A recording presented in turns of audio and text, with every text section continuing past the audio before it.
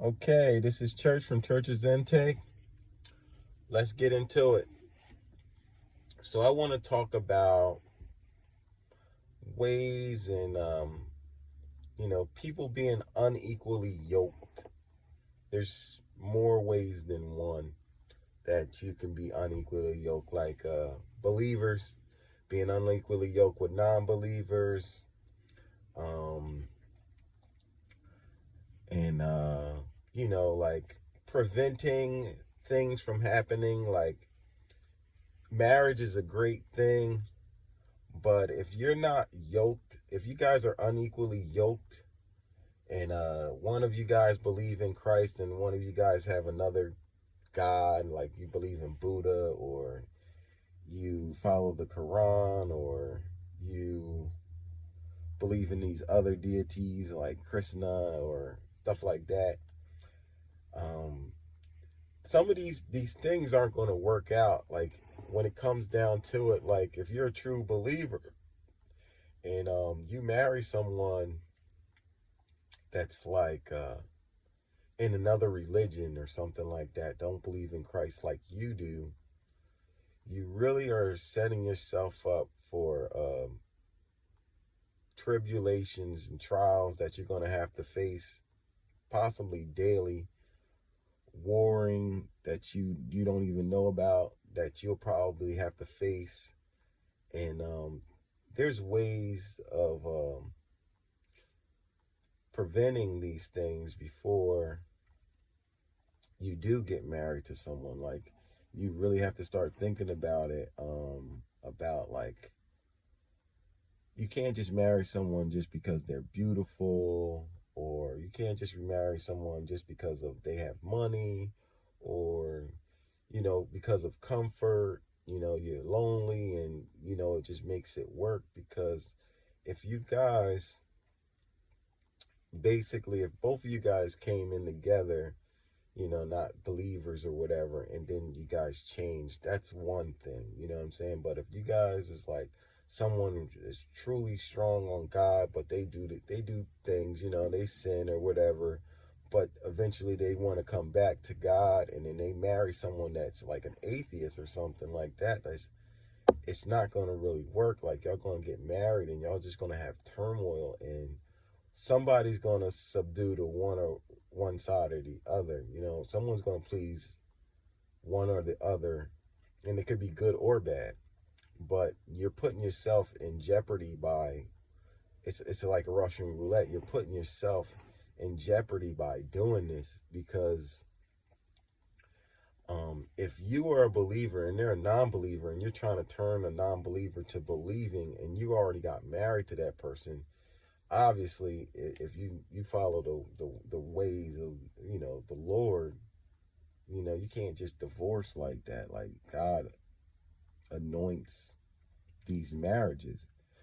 So when those marriages are like that, it's just like you should take a step back, because a lot of people marry, remarry, even in the church folks is marrying and remarrying, and it's that's not even of God either. Like God only says like you can divorce because of infidelity type of deal. You know what I'm saying? Like people are just rushing into marriages and stuff and not setting barriers. Excuse me. Not setting barriers for what they want from this person. I mean, obviously everybody wants the most beautiful, most sophisticated, well-rounded, well-off man or woman, that got their stuff together. But sometimes you don't know how they got these things either. You know what I mean? Somebody could have been doing some other stuff. Yeah, they got rid of spell right now. Get me sleepy. But somebody could be doing witchcraft on you just for you to be more appealing to them, like, or you to be more appealing to them.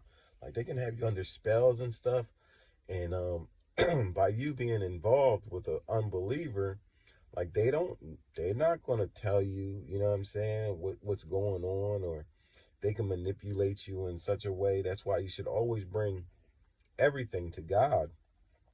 especially if you want a God ordained marriage. You know what I mean? Like, you got to bring that up to God. Like, I'll tell you, like, one of my stipulations for when I got married, um, I would,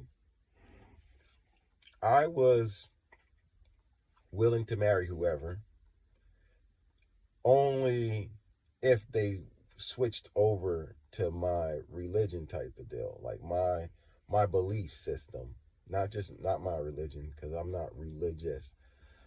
My belief system though, like it was like, obviously I know I used to party, I used to do all of these things with people, and more so, I would always, I was single, you know what I mean? Like when I was single, I was single. I would talk to a whole bunch of different women, you know, associate with them. Some of them obviously would have relations, and some of them I wouldn't. I put them in the friend zone. Like I would always do that. I could put people in friend zone. I could put people in, you know, in all right, we're casual friends and friends with benefits, if you want to say that type of deal. I was doing that, but it was like none of these girls was like going to be my girlfriend type of deal. Like, and I was kind of letting them know.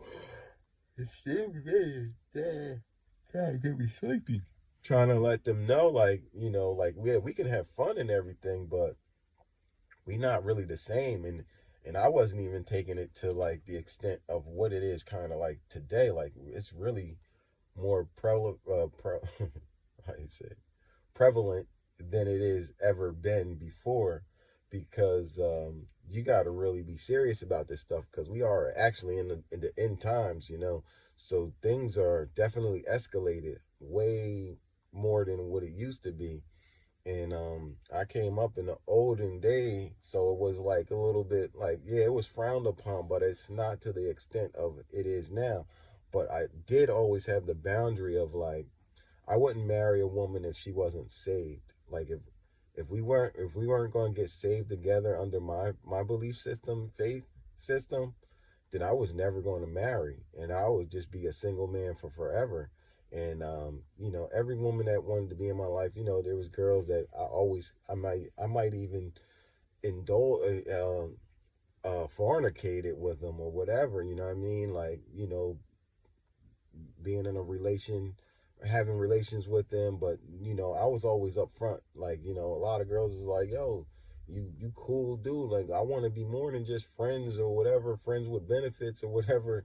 And I'm just like, you don't really know me like that, and I don't think you want to do what I do on that type of note, because I'm like, what I do here is not what I'm going to be doing years to come.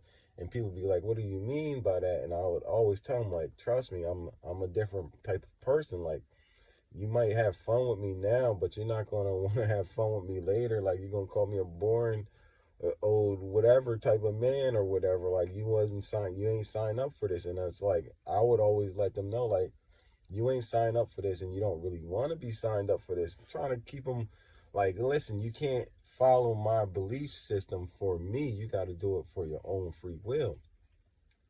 So a couple girls be like, oh, I want to just try it out and date. I was like, some of them, like a couple of them, I would never, because I already know their true colors. You know what I mean? I already know that they ain't gonna stop smoking, drinking. You know what I mean? Like that'll be the hardest thing. And it's like, I'm not even gonna, like, when it's time for me to shut this down, like I'm gonna just shut it down. And people didn't really think like that I would do stuff like that, but I always had that in my mindset. Like, yeah, if I gotta shut it down, I shut it down. And then like even before I got married to my baby's mother, my ex, we started off as friends, and she was trying to, come in like, oh, let's try this out. So I actually gave her a shot, and I was with her for years. We ended up having a baby and everything, and it was like a baby out of wedlock. And I knew, like, I was telling her, like, I even got engaged to her. And I told her, I was like, yo, I can't marry you unless you get saved. But then I started seeing that she wanted to be saved, but she wanted to be saved for the wrong reasons. She wanted to be saved for me and not herself. It was not like, it wasn't like the honest, like, oh, I want to be saved by God and God saving me and I won't go to be, what I mean? I won't go to hell and stuff like that. Like, I want a relationship with God. It was more like, oh, if that's what you want, D, I'm going to do what you want. And it's like, that's cool, but that's just trying to please me. And I was like, nah, this is not how it worked. So we was engaged for like 2 years, I believe. And then it was just like, yo, and then we had our fallout. And it was just like, yo, I'm never going to make a date for no wedding if you're not saved. So we just struggled through that. And then eventually, it didn't work out. And then I ended up meeting my wife. And my wife was kind of in the same boat. She came from the world too, but my wife was from from a different type of background, so she ain't even know who God was or stuff like that. Like, she believed in God, but she ain't really believe it like that. So when we started getting more and more involved, I started expressing to her about God and stuff, and she was like, "Oh, okay." So I mean, I did the same thing, and I just was like, "Listen, we can't get married until you get saved." And then I would explain it to her, like, you got to do this for yourself. Like, you can't do it for me. And then eventually, over the time, obviously she was willing to learn my beliefs, and she was also willing to accept my God.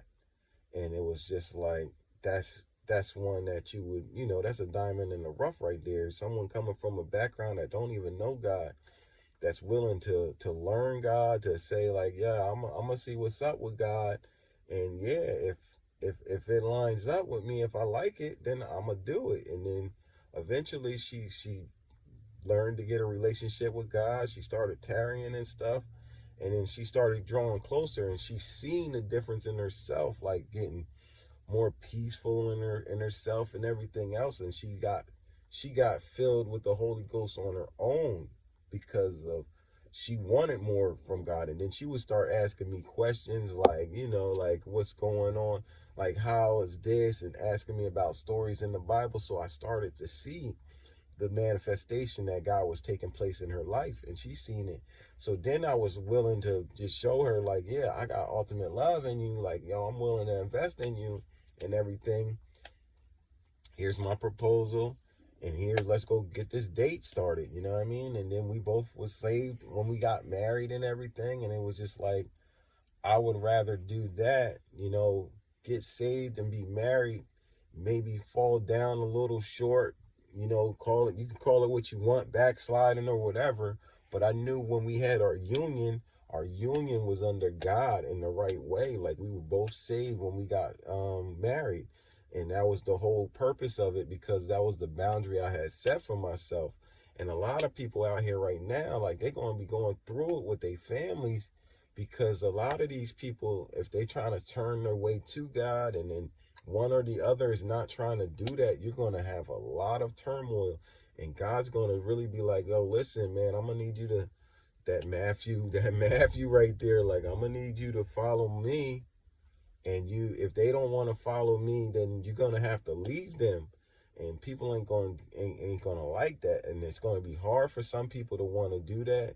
And obviously they're going to fall short for the glory of God, because they're not going to be wanting to give up friends and families, or even their wives, or whatever that may be. And we're in that type of time. Like, it's like God saying you shouldn't have did that. You know what I mean? This is why you're going to have this type of problem. So I'm out here just trying to express, like, you should set boundaries for yourself in life, even with work. Like, even like, I used to work with these Indians and everything. They worship Krishna. So I'm like, yo, my God and deity that you worship, because that's not a God, the deity that you worship, we don't mesh well. Like, at first this was all good gravy, you know what I mean? I helped build a lot of things with y'all, I'm doing work with y'all. But then God started telling me, like, y'all started warring against me in the spiritual realm and stuff like that. Like, y'all wanted my energy and all this, that, and the third. And it's just like, what? They wanted me under slavery and stuff. And it's like, yo, like, we're not yoked the same. And it's like, if you're doing that type of stuff, like, you can be a person that don't do nothing, and then that's all right. We can, either the devil kids could talk to you, or God's kid can try to talk to you. You know what I mean? But some people don't really have bias, but then there's some people that do have alternative motives, and that's what they're doing. You know what I mean? Some people that worship Buddha, some people that worship Krishna. Like, they actually war against you because of the spirit that resides in you makes them want to war against you, and they don't even know it. But yeah, that's how it goes down. And they try to block you, tries to cause stagnations in your life, and they want to be in the war room with you up in the spiritual realm and stuff like that too. So you have to really be cautious with the type of time and the type of people that you're going to be engaging with from now on, because God ain't playing. Like, he wants his kids to be separated from the world. And yeah, we sometimes have to work with these people. Like, if you work a 9 to 5, I get it, you do have to work around these type of people, but God will keep you covered.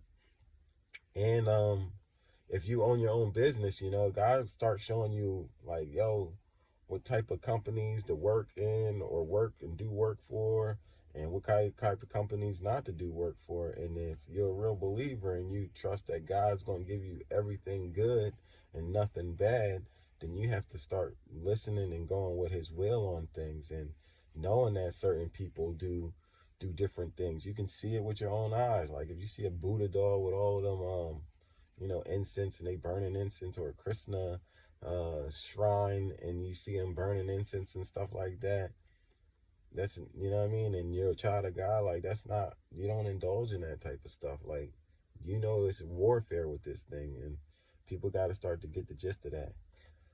So it's getting a little dark out here.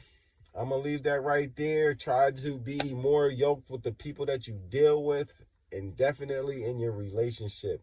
Don't be unequally yoked with unbelievers if you're a believer. And if you're two unbelievers, you're yoked right together. I mean, and then you try to grow each other to being a believer. You know what I mean? But if someone's up on one side or the other, nah, y'all ain't supposed to mesh like that. Like, you can try to turn them to your side, but don't go to their side. Don't go to the dark side. And that's what they want to do. So that's why, a dark worker would definitely want to turn anybody they can. They don't care.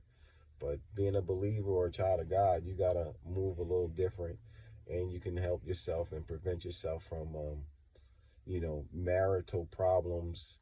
And if you set your boundaries up properly, God will always work with two believers that, even if y'all do have hardships or whatever, like, because you guys is both union under God, you both have a relationship with God, it will work better. Just like if you work with people that believe, it could work better. I mean, not saying it's the best all the time, but God will bring you around people that's supposed to help lift you, and they don't have to be of the same belief system from the beginning per se, because God will also give you, keynotes on how to work around them type of people too. But they're not warring against you and stuff like that, and they don't have alternative motives.